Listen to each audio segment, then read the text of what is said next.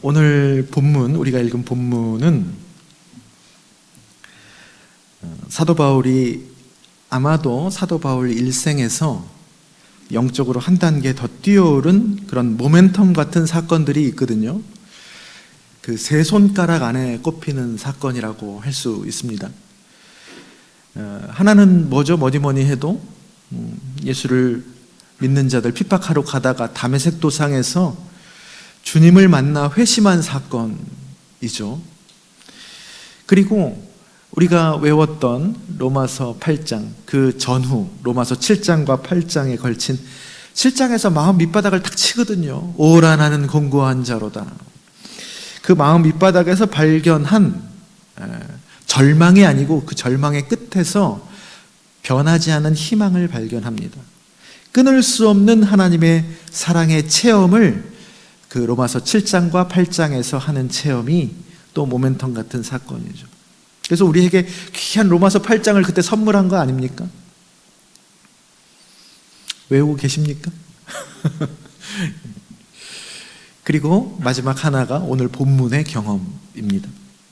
사도 바울이 이제 간질이 있었는데, 사도는 어떤 사람입니까? 주님께 받아서 전하는 자죠. 말씀을 전하는 자이고, 그래서 흠이 없어야 되고 흐트러짐이 없고 강해야 하고 온전해야 한다는 생각을 여느 사람들이 다 가지고 있었죠. 본인도 본인이기 때문에, 본인이 책임감을 가진 사람이었기 때문에 그런 생각을 누구보다 더 강하게 가졌을 겁니다. 그 생각은 어쩌면 당연한 거고요. 그런데 세상에나 간질이라니요. 하고 많은 것 중에 간질이라니요. 간질병. 모든 사람들 보는 앞에서 발작이 갑자기 오지 않습니까?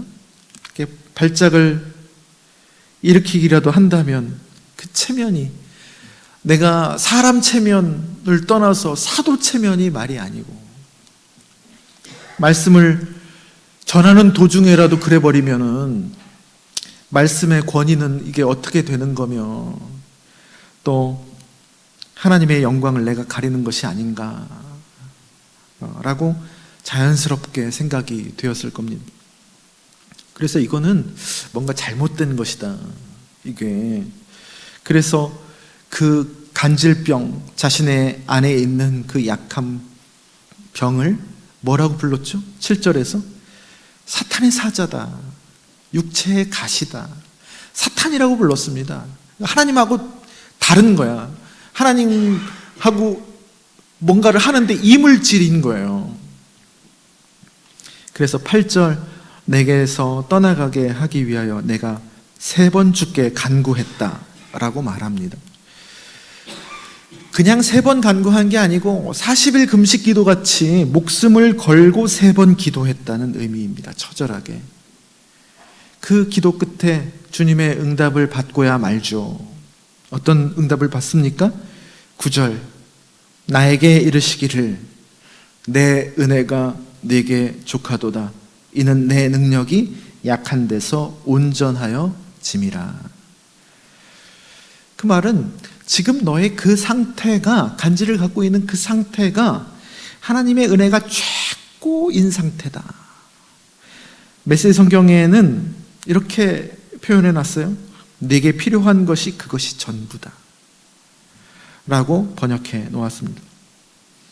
그렇게 약한 곳에서 주님의 능력이 더 온전해진다 라는 말씀을 들은 겁니다. 아니, 내가 기도 투자한 게 얼만데, 허탈하고 야속하고 억울할 법도 한데, 사도 바울은 그 응답을 듣고 9절, 크게 기뻐하였다 라고 합니다. 앞뒤가 이상하죠. 그 사이에 사도 바울이 뭔가를 알아들은 겁니다. 그 주님의 응답 속에서. 그리고 나의 여러 약한 것들에 대해서 자랑한다. 더 나아가서 이 얘기를 시작한 그 5절에는 약한 것들 외에는 자랑하지 아니하겠다 라고까지 말합니다. 약한 것들을 자랑한다. 그리고 내가 약한 것들 외에는 자랑하지 않겠다고까지 말합니다. 이전에 11장에서도 30절에서 부득이 자랑한다면 내가 약한 것을 자랑하겠다고 말합니다. 11장 16절부터 오늘 본문까지는 자랑에 대한 이야기를 길게 나누거든요. 사도 바울이. 보통 뭐를 자랑하죠? 그 얘기가 계속 11장 16절부터 나옵니다. 사람들은 보통 뭐를 자랑하죠? 뭐 자랑하십니까? 강한 것, 많은 것, 잘한 것, 탁월한 것, 그런 걸 자랑하는데 나도 그런 거 있단 말이에요. 그래서 그 자랑인가 싶을 정도로 하여튼간 사도 바울이 얘기합니다. 나도 자랑할 것이 있다. 근데 그만두겠다. 그러나 그거 자랑하지 않고 뭘 자랑하겠다? 약한 것들 자랑할 것이다 라는 것을 계속 거듭거듭 얘기합니다. 그 이유가 뭔가? 그 이유가 9절 끝부분에 있죠. 뭡니까? 이는 그리스도의 능력이 내게 머물게 하려 함이라. 약한 그곳에서, 내가 약해졌지만 약한 그곳에서 그리스도의 능력이 최대치로 드러나게 된다라는 것이죠. 그래서 강할 때는 내 힘이 강한 것이죠. 근데 약할 때는 내 힘이 약해지는 것이죠. 그렇지만 내 힘이 약해지지만 그리스도의 힘이 작동한다라는 겁니다. 그러면 여러분 질문하겠습니다. 강할 때가 진짜 강한 거예요? 아니면 약할 때가 진짜 강한 거예요? 강할 때는 내 힘이 강한 거예요. 근데 약할 때는 내 힘은 약해졌지만 그리스도의 힘이 작동한다는 겁니다. 그러면 강할 때가 강한 겁니까? 약할 때가 강한 겁니까? 약할 때 강한 것이다 라는 그 숨겨져 있지만 엄연히 있었던 진실을 사도 바울이 몸으로 깨달은 것입니다. 반전이죠. 성경은 반전과 역설의 연속입니다. 근데 그 진실입니다. 이사야도 오늘 우리가 교독문에서 우리 서로 교독했죠. 이것을 깨닫고 다른 표현으로 고백한 내용입니다. 이사야 40장 30절 31절 우리 교독문 했지 않습니까? 말미쯤에 소년이라도 피곤하고 곤비하며 장정이라도 넘어지고 쓰러지되, 그건 소년과 장정은 어떤 힘을 가지고 그렇게 한 거죠? 인간의 힘입니다. 자기의 힘이에요. 소년, 장정 어떤 사람들입니까? 인생 중에 몸 안에 발전기가 달린 것 같았고 활력이 넘쳐요. 장정은 몸의 밸런스가 제일 좋을 때예요. 여러 가지 몸과 마음의 밸런스가. 잘 피곤해지지도 않고 잘 넘어지지도 않아요.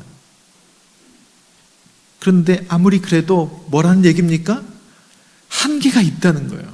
그들이라도 넘어지고 쓰러지고 피곤하다는 거예요. 한계가 있다는 겁니다. 그런데 31절 오직 여호와를 앙망하는 자는 새 힘을 얻으리니 독수리가 날개치며 올라감 같을 것이요 다른 박질하여도 곤비하지 아니하겠고 걸어가도 피곤하지 아니하리로다. 오직 여호와를 앙망하는 자는, 그 앞에 여러분 빠진 말이 보이십니까? 오직 여호와를 앙망하는 자는 가로 열고 가로 닫고 뭐가 생략되어 있어요. 뭘까요? 네? 힘 빠진 노인이라도 생략되어 있는 거예요. 누구라도. 그 앞에 소년, 장정이 나왔잖아요. 여호와를 앙망하는 자, 힘 빠진 노인이 여호와를 앙망하더라도 새 힘을 얻을 것이다. 그건 인간의 힘이 아닙니다. 신적인 힘을 얘기하는 겁니다. 독수리가 날개치며 올라감 같대요. 여러분 참새 날아가는 거 보셨죠? 참새는 어떻게 날아갑니까? 자기 날갯짓으로 엄청 잽싸게 여기저기 날아다닙니다. 너무나 빨라. 날갯짓 할 때 날개 보셨어요? 안 보여? 너무 빨라. 너무 많이 해가지고. 발전기가 달려있는 것 같아, 날개에.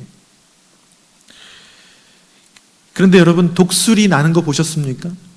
독수리는 참새처럼 그렇게 날갯짓을 합니까? 독수리가 하늘에 나는 것을 밑에서 이렇게 보면 거의 날갯짓을 안 합니다. 날개를 펴고 있습니다. 보통 이렇게 펴고 있어요.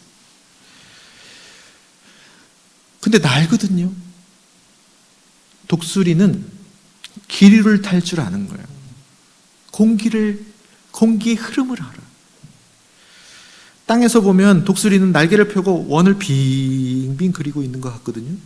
근데 그걸 입체적으로 보면 그냥 제자리에서 빙빙 도는 게 아니고 상승하는 겁니다. 입체적으로 나선형으로 상승하는 거예요. 점점 기류를 타고 올라가는 거예요. 최소한의 힘, 버티는 힘이죠. 날개를 하고 기류를 버티는 힘이요. 버티는 힘을 가지고 그걸 타고 참새보다, 그거보다 자기의 힘으로 발전기가 달리듯이 볼 수도 없이 그렇게 빠르게 날갯짓을 하는 참새보다 훨씬 멀리 높이 날아가는 겁니다. 제가 여러분 운동을 좋아하게 보이십니까? 나름 운동을 이것저것 좋아합니다. 그래서 제일 좋아하는 운동이 요즘도 가끔씩 하는데 수영입니다. 수영. 여러분들 중에서도 이제 수영을 하시는 분들이 계실 텐데, 수영을 해봐도 제가 수영을 하면서 운동이 아니라, 이 수영의 원리가 이 신앙의 원리와 비슷하구나 라는 것을 알았어요. 여러분, 수영을 누가 잘할 것 같습니까? 힘센 사람이 수영을 더 잘할 것 같죠. 한 번은 제가 근육질에 있는 이전 교회의 어떤 이제 집사님을 수영장 같이 데리고 갔어요. 그랬더니 50m 자신 있다는 거야. 힘이 세니까. 근데 50m를 어쨌든 꾸역꾸역 갔는데 50m 다 도달해가지고는 무슨 500m 전력 달리기를 한 사람처럼 막 숨을 여기까지 몰아쉬고 막 그러더라고요. 그런데 옆에 그 나이 드신 할머니가 있어요. 할머니는 50m 10바퀴를 계속 쉬지도 않고 천천히 왔다 갔다 하면서 다 하고 나면 또 옆에 있는 할머니랑 얘기해. 얘기하고 조금 얘기하다가 또 다시 10바퀴 이렇게 돌고. 차이가 뭘까요? 그 근육질의 남자와 힘 빠진 그 할머니, 근육이라는 별로 없는 그 할머니, 차이점이 뭘까요? 자기 힘을 빼고 하는 거예요. 자기 힘을 빼고. 그 대신 뭐를 하는 겁니까? 물을 믿는 겁니다. 물의 성질이 있거든요. 그리고 그 물의 성질에 맞는 우리 안에 숨겨진 이미 가지고 있는 능력이 있어요. 부력이라고. 그거를 믿는 거예요. 그거를. 수영은 믿음입니다. 제가 수영을 하면서 느끼는 게, 물을 두려워하지 않고 믿으면, 물과 친해지고 하나가 되면 수영은 할 수 있는 거예요. 뜨는데 에너지를 소비하지 않아. 보통 두려우면 뜨는데 에너지를 소비하고 다 지쳐버리거든요. 그런데 물을 믿어버리면, 그리고 내 안에 부력을 믿으면 뜨는데 에너지를 소비하지 않아 팔만 저으면 돼요. 그럼 앞으로 나가. 걷는 거하고 똑같이 됩니다.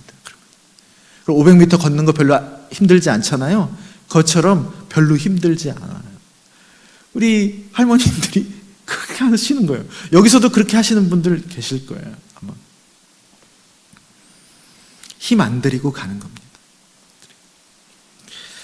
사도 바울이 그렇게 우리 사람의 힘이 빠졌을 때 오히려 인생도 더 수월하게 그 길을 바르고 아름답게 간다는 것을 깨닫고 맛본 겁니다.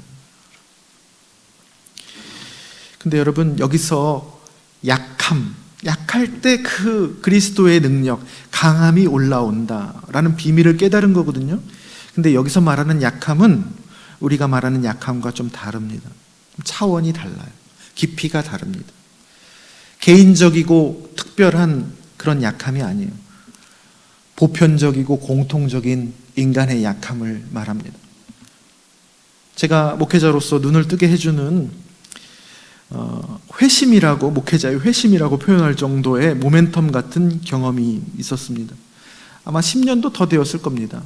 목사 안수 받고 이제 몇 년 안 지났을 때 이제 신방을 갔는데 집도 좋았고 또 부부 두 분 다 많이 배우시고 교양도 있으시고 사회적인 위치도 높으신 분이었어요. 소파 뒤에 이제 부부 사진이 액자로 다 걸려 있었고, 네, 그때 남편분은 안 계시고 이제 부인 집사님만 계셨는데 저희 아내랑 이제 가가지고 도착하자마자 식탁에서 이제 신방 대접을 한다고 소고기 스테이크를 쫙 구워 주셨어요. 소고기 스테이크, 멋진 신방이죠, 참. 근데 이제 그걸 이제 좋아가지고 이제 먹으려고 하는데 싱크대에서 이제 막 이렇게 뭘 준비하시면서 그냥 덤덤하게 그러시는 겁니다. 목사님, 글쎄 제 남편이 바람이 났답니다. 그래서 지금 10년 넘게 두 집 살림을 해요. 라고 그냥 무던하게, 저는 등을 보죠?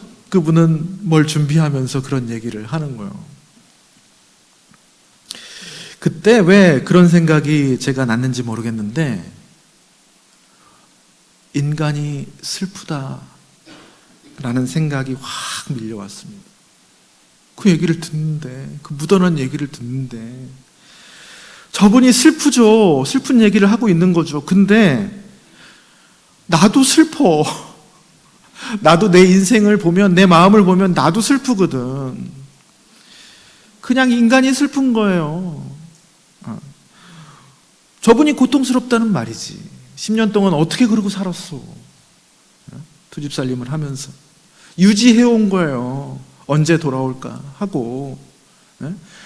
얼마나 하루하루가 지옥이었겠습니까? 저분이 고통스럽다는 말이죠. 그런데 나도 고통스럽거든, 사실은. 내 인생을 보니까. 목사지만 인간이 고통스러운 거예요. 여러분, 삶이 여러분 마냥 좋습니까? 자세히 들여다보면 내가 살고 싶어서 사는 건가, 죽지 못해서 사는 건가 할 정도로 고통이 바탕색이에요. 우리 인생의 바탕색 같은 겁니다. 개별적인 슬픔과 고통들 다 있죠. 그 개별적인 슬픔과 고통의 차원이면 배우자에게 배신 안 당해본 사람은 공감 못하죠. 암 안 걸려본 사람은 암 환자 공감 못하고, 또 자식 잃어보지 않았던 사람은 그 슬픔을 모르지. 그런데 그 슬픔을, 개별적인 슬픔을 타고 내려가서 타고 내려가서 더 깊은 곳에 수맥처럼 흐르고 있는 인간의 슬픔이 있다는 겁니다. 인간의 고통이 있어요. 수맥처럼 흐르고 있는, 누구에게나 있습니다. 성경에서 말하고 있는 약함과 고통은 여러분 바로 그걸 말합니다. 그곳에서는 누가 잘났네, 누가 못났네, 누가 더 누리네, 누가 더 힘드네 할 것 없이 누구나 갖고 있는 아픔과 슬픔, 약함과 어두움입니다. 거기까지 내려가기가 죽을 맛이죠. 내 개별적인 고통도 힘듭니다. 고통스럽고 슬픔이. 그런데 그때 그 밑바닥에 있는 오라 나는 곤고한 자로다. 여러분, 그게 괜한 그냥 아무렇지도 않은 고백 같습니까? 생과 사의 갈림길에서 하는 고백입니다. 내가 이제는 아무것도 없다는 거예요. 기력이 없다는 거예요. 아무것도. 거기까지 내려가기가 죽을 맛이죠. 그 사도 바울의 얘기가 절로 나오죠. 공고한 사람이다. 난 죽게 되었다. 주님, 저를 불쌍히 여겨 주소서라는 말년에 했던 프란치스코의 기도가 자동으로 튀어나오죠. 여러분, 바로 거기가 그리스도가 주님이 되는 자리입니다. 주님의 능력이 온전해져서 오히려 내가 더 강해지는 곳이라는 말입니다. 힘을 빼고 날개를 폈을 뿐인데 그냥 살게 되고 주님 닮아서 온전해지고 거룩해지는 그런 자리입니다. 여러분, 성경을 이 관점으로 보세요. 신앙의 선배들이 다 여기서 주님을 만났습니다. 여기서 신앙의 깊은 비밀을 깨달은 거예요. 여기까지 내려가지 않으면 여러분, 우리는 그냥 우리의 생각일 수 있어요. 그냥 얕은 물에서 물고기 몇 마리 잡을 수 있어요. 깊은 곳에서 그물을 던질 수 없다니까. 거기가 십자가의 자리입니다.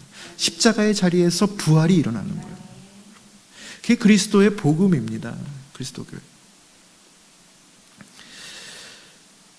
근데 그곳이 주님과 나밖에 없어요. 그런데 역설적이게도 거기가 또한 사람이 사람을 진실하게 만나는 자리입니다. 그건 공간과 연민하고 달라요. 공간과 연민은 이 일을 겪은 사람, 안 겪은 사람을 구분짓고 심지어 패를 나눕니다. 더 불쌍한 사람 많은데 뭘 그거 가지고, 나에 비하면 아무것도 아니구만, 그거 갖다가 그렇게 죽는 소리를 하네 라는 얘기를 들어서 더 상처를 받기도 합니다. 공감과 연민의 차원은. 공감을 하는 사람은 해준다고 해주는데 공감을 받는 사람은 자기가 뭘 알아.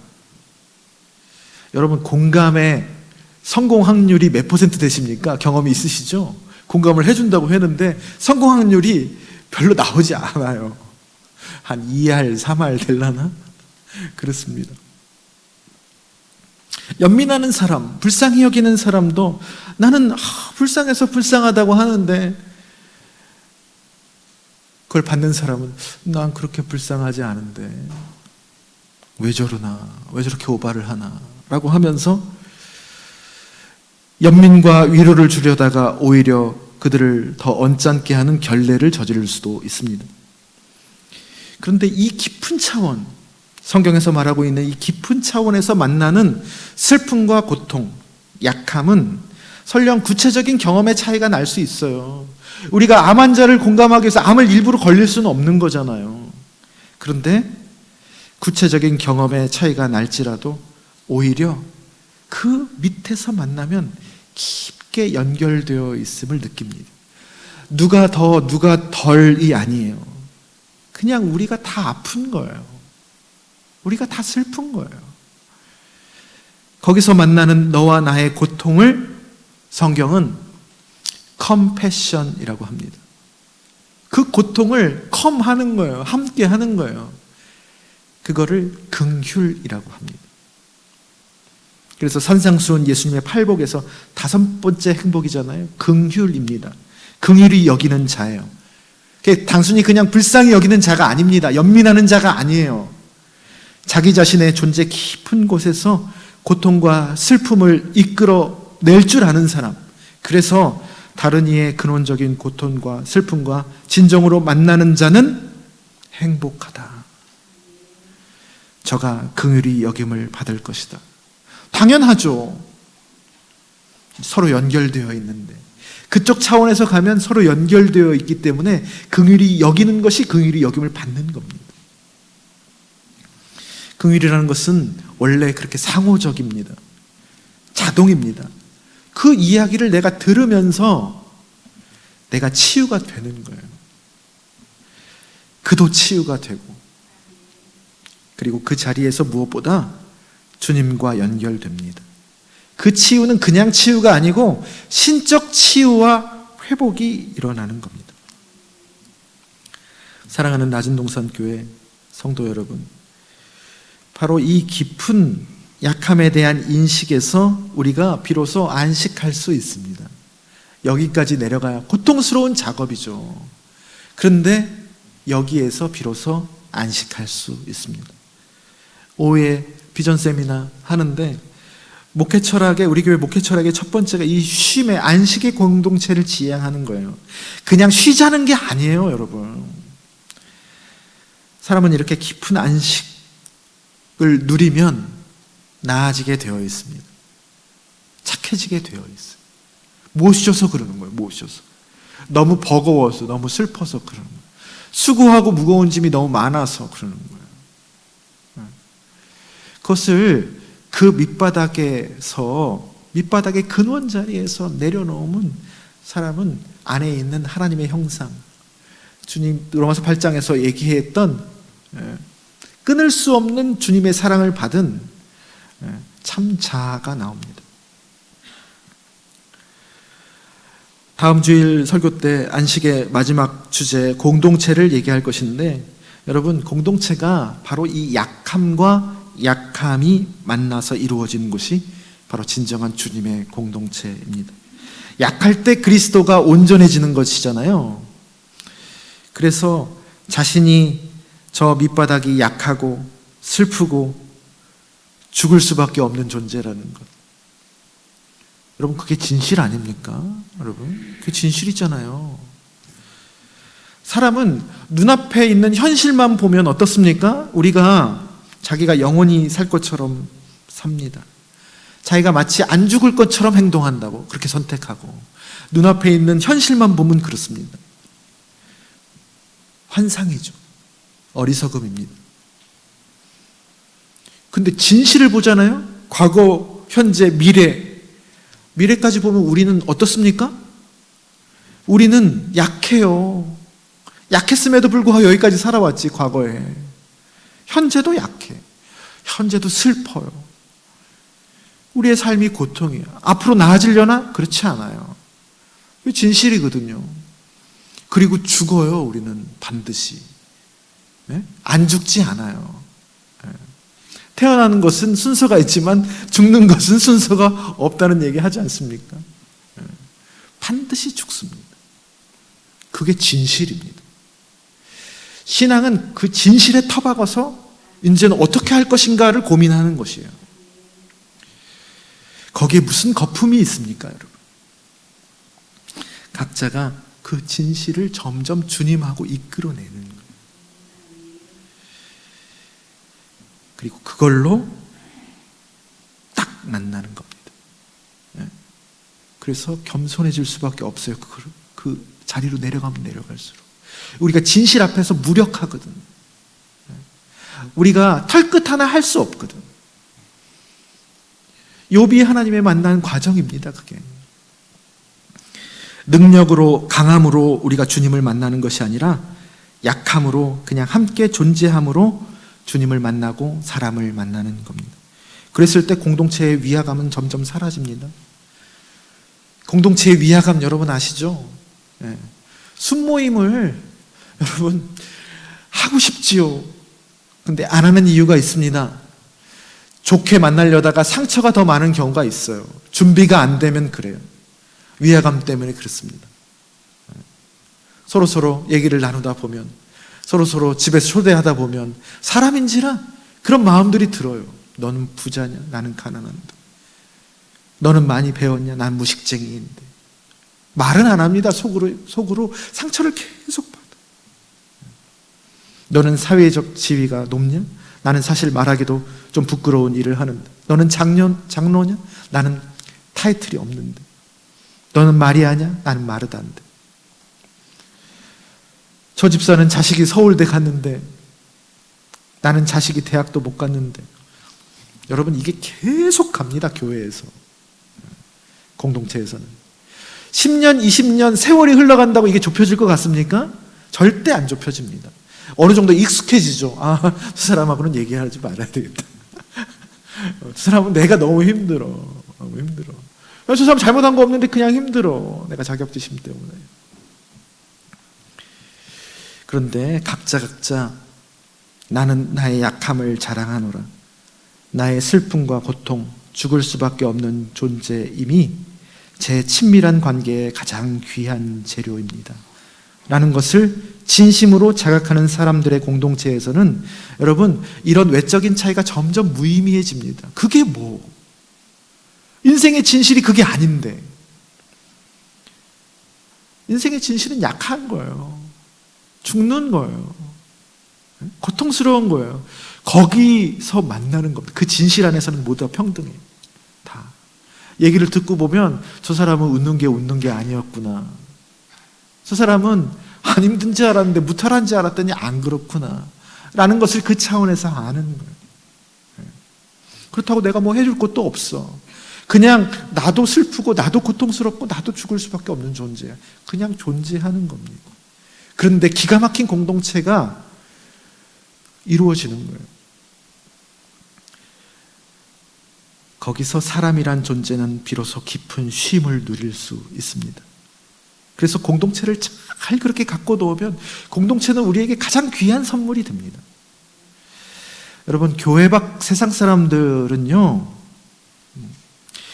로마서 8장에서도 우리 그거 외웠죠. 피조물들이 고대하는 바는 하나님의 아들들이 나타난 것이니 고대하고 있습니다. 이런 공동체가 나에게 손짓하기를 본능적으로 갈망합니다. 그랬을 때 전도가 되는 거예요. 우리 낮은동산 교회가 모든 성도들이 자신 안에 약함을 일깨우며 그곳에서 주님의 능력을 마음껏 드러내는, 그래서 누구보다 오름직한 동산이 되는 그런 겸손과 긍휼, 진실의 성도들로 이루어진 그런 쉼터가 될 수 있기를 주님의 이름으로 축원합니다.